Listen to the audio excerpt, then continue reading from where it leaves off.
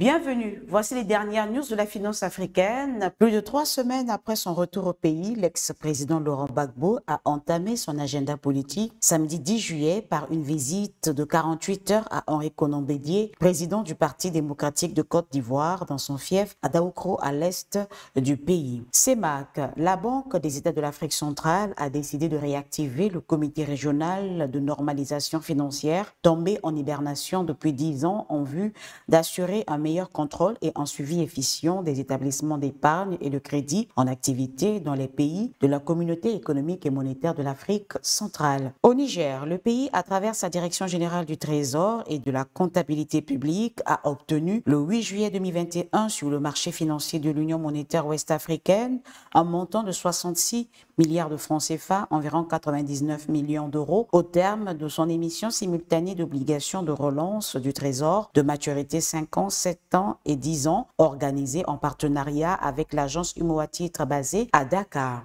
Au Sénégal, une convention globale de 6,75 millions d'euros a été signée vendredi 9 juillet entre l'État du Sénégal et la Banque européenne d'investissement pour la mise en place d'une usine de production de vaccins contre la COVID-19. Le montant va financer la réalisation d'études de faisabilité technique et la préparation d'un pôle de production régionale au sein de l'Institut Pasteur de Dakar. Au Tchad, le pays est confronté à une grève illimitée des magistrats depuis le 28 juin 2021. Après l'assassinat d'un procureur à l'intérieur du pays, ils exigent plus de sécurité, notamment le port d'une arme de poing. Et pour la première fois dans le pays, les tribunaux sont fermés. L'analyse du jour porte sur ce qui vous rend plus riche plus rapidement. Est-ce les crypto-monnaies ou l'immobilier?